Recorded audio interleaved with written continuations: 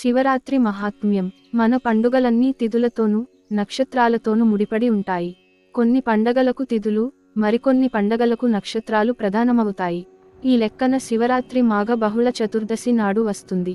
దీనిని మహా శివరాత్రి అంటారు. అలాగే ప్రతి నెల వచ్చేదానిని మాస శివరాత్రి అని అంటారు. ప్రతి నెల అమావాస్య ముందు రోజు త్రయోదశి, చతుర్దశి కలిసి ఉన్న రోజును మాస శివరాత్రిగా చెప్తుంటారు. ఇక్కడో విషయానికి చెప్పుకోవాలి. మాఘ బహుళ చతుర్దశి అర్ధరాత్రి వరకు వ్యాపించి లేకపోతే అనగా అమావాస్య ముందే ప్రవేశించినట్లు అయితే అంతకు ముందు రోజు మహాశివరాత్రి అవుతుంది.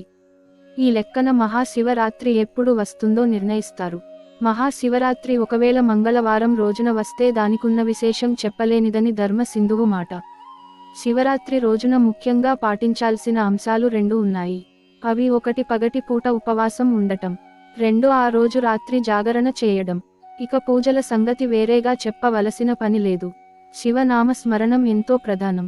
శివరాత్రి రోజున చేయవలసిన వాటిని శ్రీనాథ మహాకవి తన శివరాత్రి మహాత్యం కావ్యంలో ఇలా చెప్పాడు.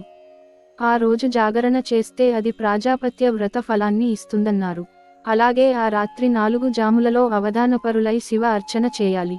ఈ వ్రతం చేయటానికి అన్ని కులాల వారు అర్హులే. ఈ వ్రతం వల్ల మహాపాతకాలన్నీ పోతాయి. మహాశివరాత్రి రోజున అర్ధరాత్రి 12 గంటలను శివలింగం ఉద్భవ కాలం అని అంటారు. ఆ సమయంలో రుద్రాభిషేకం, పంచాక్షరి మంత్ర జపం చేయడం మంచిది. శివుడు జ్యోతి స్వరూపుడై లింగ రూపంలో దర్శనమిచ్చే పవిత్ర పర్వదినం. శివుడు లింగోద్భవ మూర్తిగా అవతరించటానికి ఒక పురాణ కథ ఉంది. ఒకసారి బ్రహ్మ, విష్ణువుల మధ్య అహంకారం తలెత్తి మాటా పెరిగి ఎవరు గొప్పో అని తేల్చుకోవాలనుకున్నారు. వీరి వాదన తార స్థాయికి చేరింది. ఇద్దరు సై అంటే సై అనుకున్నారు. ఇదంతా చూస్తున్న శివుడు వారికి కలిగిన అహంకారాన్ని తొలగించి తగిన పాఠం చెప్పాలనుకున్నాడు. ఆ ఉద్దేశంతోనే శివుడు మాఘ మాసం చతుర్దశి నాడు ఇద్దరికీ మధ్య జ్యోతిర్లింగ రూపం దాల్చాడు.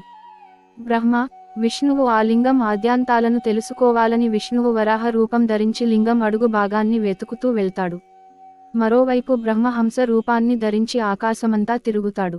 వీరిద్దరూ ఎంత ప్రయత్నించినా ఆ లింగం ఆది, తుది తెలియక చివరికి ఇక లాభం లేదనుకుని శివుడు వద్దకు వస్తారు. తాము ఓడిపోయామని ఒప్పుకుంటారు.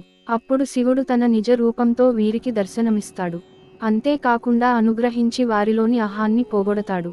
దానితో బ్రహ్మ, విష్ణువు శివుడి ఆధిక్యతను పూజించి కీర్తిస్తారు.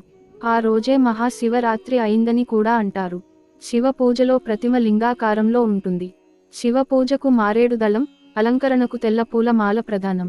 శివునికి ఆవు నేతితో చేసిన దీపారాధనను కుడివైపున, నువ్వుల నూనె దీపారాధన ఎడమ వైపున పెట్టాలి. శివలింగాన్ని నందీశ్వరుని కొమ్ముల మధ్య నుంచి చూడాలనే మాట వాడుకలో ఉంది. అదేంటో చూద్దాం.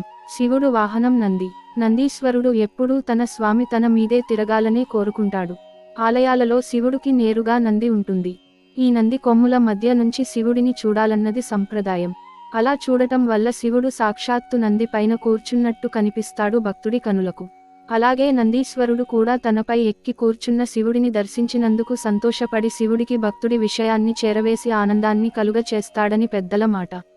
మహాభారతంలోని శాంతి పర్వంలో సుస్వరుడు అనే వ్యాధుడు తెలియక చేసిన శివపూజ వల్ల జన్మాంతరాన చిత్రభానుడనే రాజై పుట్టినట్టు, ఆ చిత్రభానుడు శివరాత్రి వ్రతాన్ని చేసినట్లు భీష్ముడు చెప్తాడు. ఇలా శివరాత్రికి సంబంధించి వివిధ పురాణాలలోని కథలను చదివినా, భక్తి శ్రద్ధలతో ఉపవాసం చేసినా, జాగరణ చేసినా, పూజలు చేసినా ఎంతో మంచిది. మహాశివరాత్రి వ్రత కథ. ఒకనాడు కైలాసపర్వత శిఖరముపై పార్వతీపరమేశ్వరులు సుఖాసీనులై ఉండగా పార్వతి శివునితో అన్ని వ్రతములలోనూ ఉత్తమమగు వ్రతమును భక్తి ముక్తి ప్రదాయకమైన దానిని తెలుపమని కోరెను. అప్పుడు శివుడు శివరాత్రి వ్రతమనుదాని విశేషాలను తెలియజేస్తాడు. దీనిని మాఘబహుళ చతుర్దశి నాడు ఆచరించవలెనని, తెలిసి కాని, తెలియకగాని ఒక్కమారు చేసినను యముని నుండి తప్పుంచుకొని ముక్తి పొందుదురని దాని దృష్టాంతముగా ఈ క్రింది కథను వినిపించెను. ఒకప్పుడు ఒక పర్వత ప్రాంతమున హింసావృత్తి గల వ్యాధుడొకడు ఉండెను. అతడు ప్రతి ఉదయం అడవికి వేటకు వెళ్లి సాయంత్రం ఏదేని మృగమును చంపి తెచ్చుచు కుటుంబాన్ని పోషించేవాడు. కానీ ఒకనాటి ఉదయమున బయలుదేవి అడవియంతా తిరిగినా ఒక్క మృగము కూడా దొరకలేదు. చీకటి పడుతున్నా ఉత్తచేతులతో ఇంటికి వెళ్లడానికి మనస్కరించక వెనుతిరిగెను. దారిలో అతనికొక తటాకము కనిపించెను. ఏవైనా మృగాలు నీరు త్రాగుట కోసం అచ్చటికి తప్పకుండా వస్తాయని వేచియుండి వాటిని చంపవచ్చునని ఆలోచించి దగ్గరనున్న ఒక చెట్టెక్కి తన చూపులకు అడ్డముగా నున్న ఆకులను, కాయలను విరిచి క్రింద పడవేయసాగెను.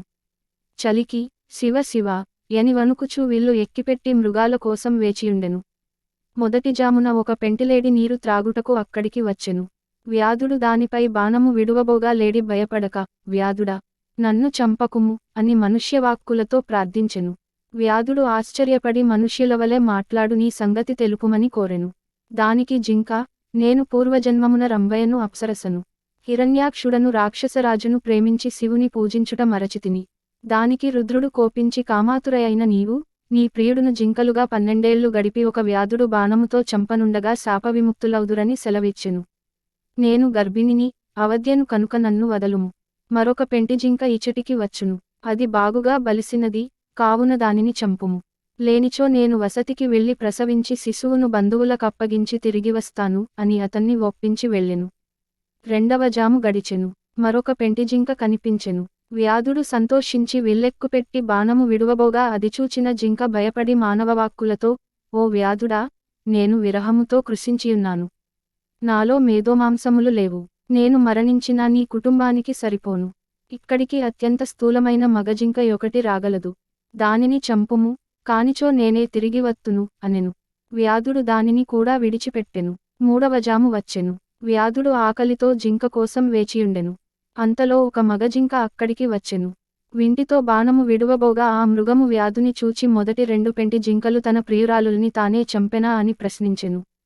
అందుకు వ్యాధుడు ఆశ్చర్యపడి 2 పెంటి జింకలు మరలివచ్చుటకు ప్రతిజ్ఞ చేసి వెళ్ళినవి, నిన్ను నాకు ఆహారముగా పంపుతాయని చెప్పాయని అన్నాడు. ఆ మాట విని, నేను ఉదయాన్నే మీ ఇంటికి వచ్చెదను, నా భార్య ఋతుమతి. ఆమెతో గడిపి బంధుమిత్రుల అనుజ్ఞ పొంది మరలివత్తును అని ప్రమాణములు చేసి వెళ్ళెను. ఇట్లు 4 జాములు గడిచి సూర్యోదయ సమయంలో వ్యాధుడు జింకల కొరకు ఎదురుచూచుచుండెను. కొంతసేపటికి ఆ 4 జింకలును వచ్చి నన్ను మొదట చంపుము, నన్నే మొదట చంపుమని అనుచు వ్యాధుని ఎదుట మోకరిల్లెను. అతడు మృగముల సత్యనిష్టకు ఆశ్చర్యపడెను. వానిని చంపుటకు అతని మనసు ఒప్పలేదు. తన హింసావృత్తిపై జుగుప్స కలిగెను. ఓ మృగములారా, మీ నివాసములకు వెళ్ళుము, నాకు మాంసము అక్కరలేదు. మృగములను బెదరించుట, బంధించుట, చంపుట పాపము. కుటుంబము కొరకు ఇక నేనా పాపము చేయను. ధర్మములకు దయ మూలము, దమయు సత్యఫలము. నీవు నాకు గురువు, ఉపదేష్టవు. కుటుంబ సమేతముగా నీవు వెళ్ళుము. నేనిక సత్యధర్మము నాశ్రయించి అస్త్రములను వదిలిపెట్టుదును అని చెప్పి ధనుర్బాణములను పారవేసి మృగములకు ప్రదక్షిణమాచరించి నమస్కరించెను. అంతలో ఆకాశమున దేవదుందుబులు మ్రోగెను. పుష్పవృష్టి కురిసెను. దేవదూతలు మనోహరమగు విమానమును తెచ్చి ఇట్లనిరి, ఓ మహానుభావ, శివరాత్రి ప్రభావమున నీ పాతకము క్షీణించినది. ఉపవాసము, జాగరమును జరిపితివి, తెలియకయే యామమునను పూజించితివి, నీవెక్కినది బిల్వవృక్షము. దాని క్రింద స్వయంభూలింగమొకటి గుబురులో మరుగుపడి ఉన్నది. నీవు తెలియకయే బిల్వపత్రముల త్రుంచివేసి శివలింగాన్ని పూజించితివి. సశరీరముగా స్వర్గమునకు వెళ్ళుము. మృగరాజా, నీవు సకుటుంబముగా నక్షత్రపదము పొందుము. ఈ కథ వినిపించిన పిదప పరమేశ్వరుడు పార్వతితో నిట్లనెను, దేవి, ఆ మృగకుటుంబమే ఆకాశమున కనిపించు మృగశిర నక్షత్రము. 3 నక్షత్రములలో ముందున్న 2 జింకపిల్లలు, వెనుకనున్న 3వది మృగి. ఈ మూడింటిని మృగశీర్ష మందురు. వాని వెనుక నుండు నక్షత్రములలో ఉజ్వలమైనది లుబ్ధక నక్షత్రము.